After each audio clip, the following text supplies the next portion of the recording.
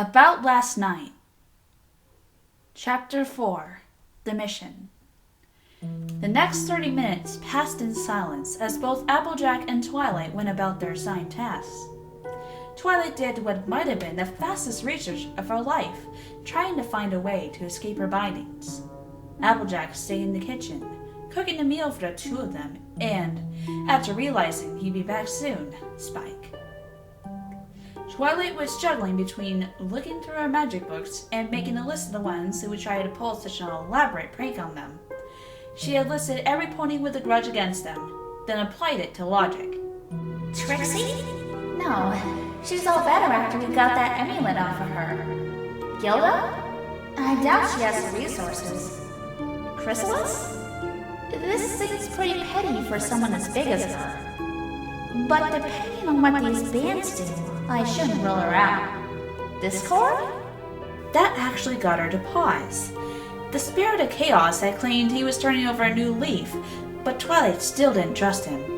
The only reason she had agreed to be drunk last night was that the princess had him scouring a particularly dangerous reason for Chrysalis and the changelings. Part of his public service, in a word. Whatever the Draconicus might be planning, he wouldn't jeopardize it now. That train of thought barreled down a new path. Could Pinkie be responsible? She often does things she thinks are good without thinking them through. No, she wouldn't be pretending not to if she did. And she doesn't have the resources besides. She sighed, returning to her books. There was nothing about removing the bands. Well, not yet anyway. "Soup's on, Twi!" Applejack called, pulling the unicorn out of her pages and beckoning her to come down. Laid out on the kitchen table was biscuits and gravy, freshly squeezed apple juice, and wheat toast. It looks good, Applejack, Twilight noted, taking a seat. "Yeah, well, I wanted to make more, but you don't seem to have much in the way of ingredients here." The unicorn shrugged. We really don't eat around the table much. I'm usually studying, so we mostly eat sandwiches. Aw, that's no good, Twi. The cow pony shook her head. You should be eating together. It's important. I just don't have the time. Princess Celestia always sends me more work to do. You have time to hang out with us, the earth pony pointed out. Yes, I make time for you girls. I make time for Spike too. Almost any time I'm not with all of you, I'm with him. There was a bit of silence as the two started eating. Hey, Twi, do you ever think that maybe you work Spike too hard? Twilight shook her head. He always speaks up if he thinks he's been treated unfairly. Believe me, he wants to work like that. Applejack rubbed her head with her hoof.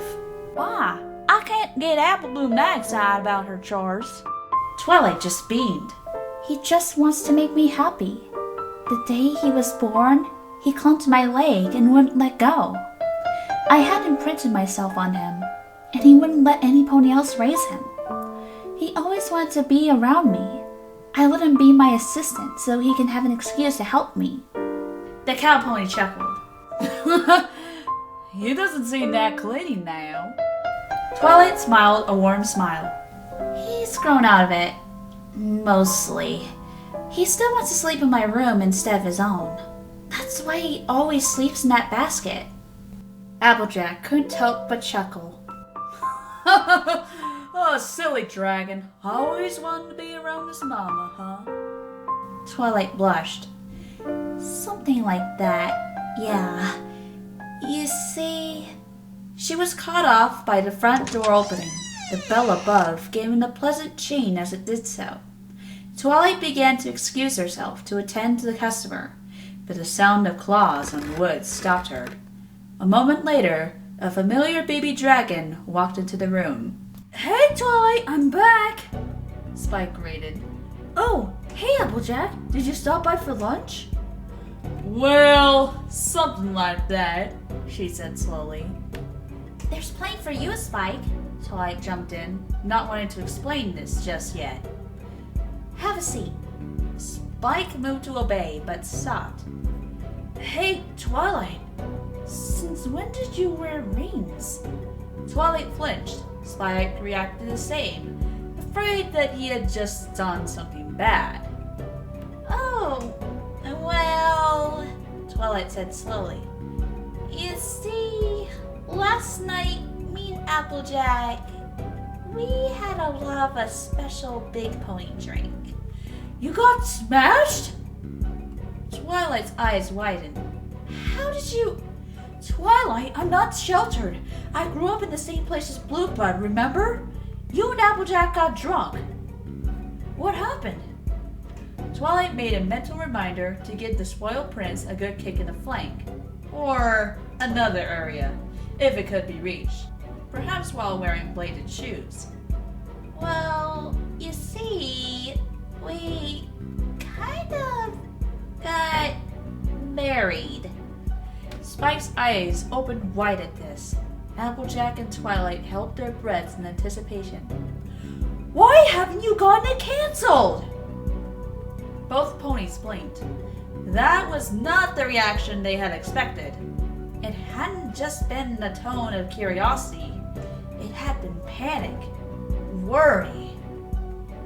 We tried, the cow pony stepped in.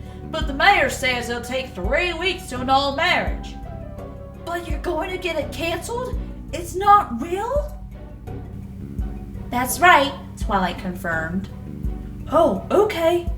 And with that, Spike happily sat down and began making himself a plate. He was about halfway through it when he noticed that neither of his table mates had said anything. He looked up and saw the 2 ponies gaping at him. What? Is there something on my face? Sorry, Spike, Twilight apologized, but every pony else has been laughing their tails off at us. You just seem relieved. And it was true. There had been a sense of relief in the young reptile. Scratching the table awkwardly, he spoke. Well, I was afraid I had missed your wedding. I want to be around to see it. Oh, Twilight responded, as memories of her brother's wedding kept flooding back. I guess that makes sense. She returned to her meal. Applejack, on the other hand, wasn't convinced. There was just something a little off about the explanation. Whoa, Spike! Smaller bites! Twilight scolded as her charge swallowed a biscuit nearly whole. Oh, come on, Twilight, the dragon muttered. You know, Spike, Applejack said slyly, I don't think Rarity would want to date some pony. Or some dragon who ain't like a slob. Spike stopped. He looked at his plate. Then he grabbed another biscuit, extended his pinky, and brought the food to its lips, taking a tiny nibble. Smiling, Twilight looked at Applejack. You're good. In truth, Rarity probably would have welcomed ghastly table manners as opposed to where she was now. She was seated in front of Blueblood's desk, shifting nervously while the stallion leafed through a few papers.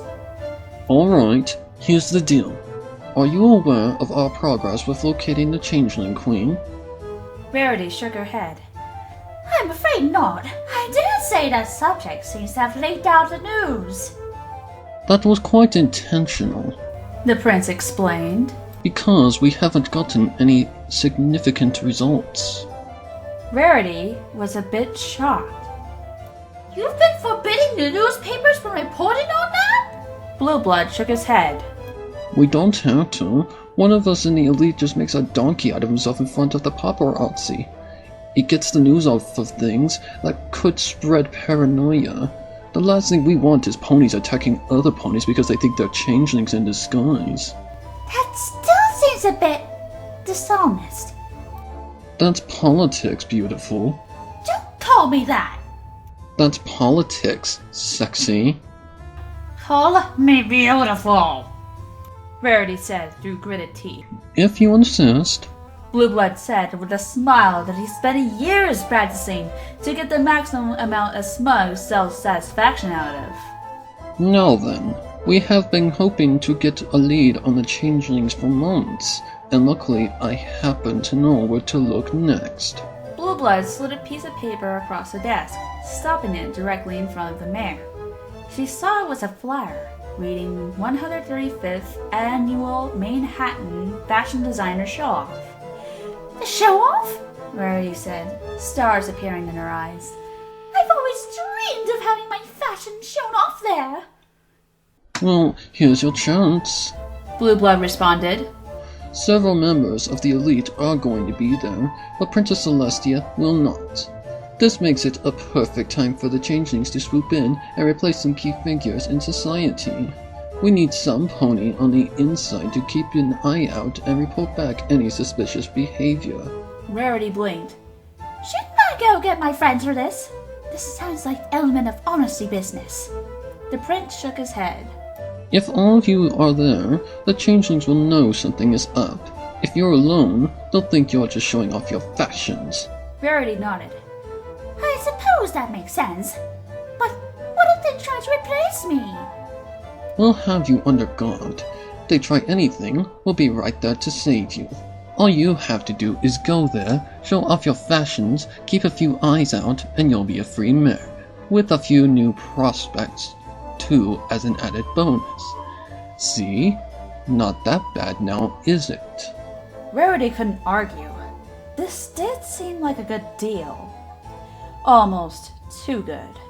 Still, the alternative was worse. I suppose. Am I going to have time to put together some new designs? Are you kidding? That's all you're going to be doing over the next week. Aside from learning how to spot a changeling in the skies, you're no good to us if you don't complete the primary objective. Rarity blinked. I don't think I can learn about that and make dresses all in a week. Oh, it's easy. Blueblood said. And besides, I'll be with you. I'll be posing as your escort for the evening. Rarity felt her eye twitch involuntarily. Well, I suppose I can keep up appearances. Oh, and to keep up appearances, we'll be bunking in the same one-bed hotel room. You will be sleeping on the couch. I am a prince. You're a commoner. You'll sleep on the couch. Rarity buried her head in her hooves. Is it too late to have some of that scotch? I'm afraid so. You have to be sober to work. And with that, her head made a dent in the desk. And you're paying for that. Fluttershy giggled as Rainbow Dash's kisses moved from her cheek down to her neck. She felt herself shiver a bit. Her kisses reached her collarbone. She began squirming. Her partner went lower. Stop! The Pegasus squeaked. Immediately, the command was obeyed.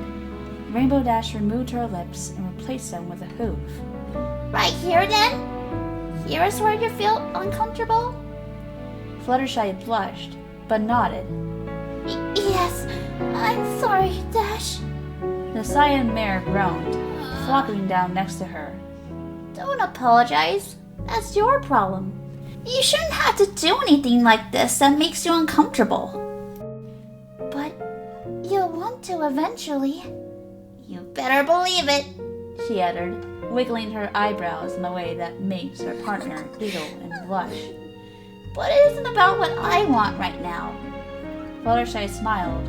She wrapped her forelegs across her full-hood friend, placing her head on her chest. Rainbow Dash returned the hug, kissing her on the forehead. You still need to grow a backbone, honestly, The cyan mare said. You can't live like this. I've been fine so far. Whenever I wasn't around in flight school, you were picked on all the time, Rainbow Dash reminded. And after we moved to Ponyville, you hardly had any friends other than me and Rarity until Twilight moved into town.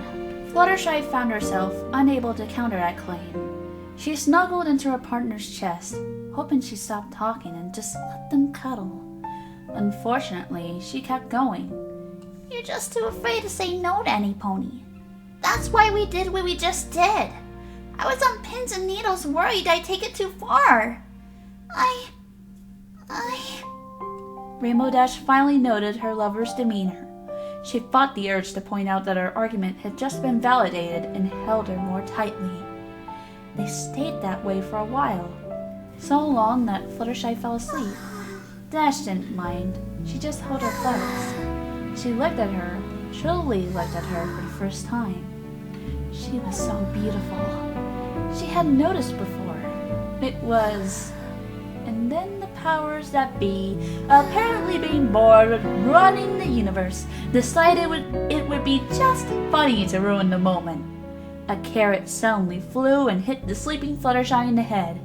Given a small yelp, the yellow Pegasus flew straight up and out of Rainbow Dash's grip.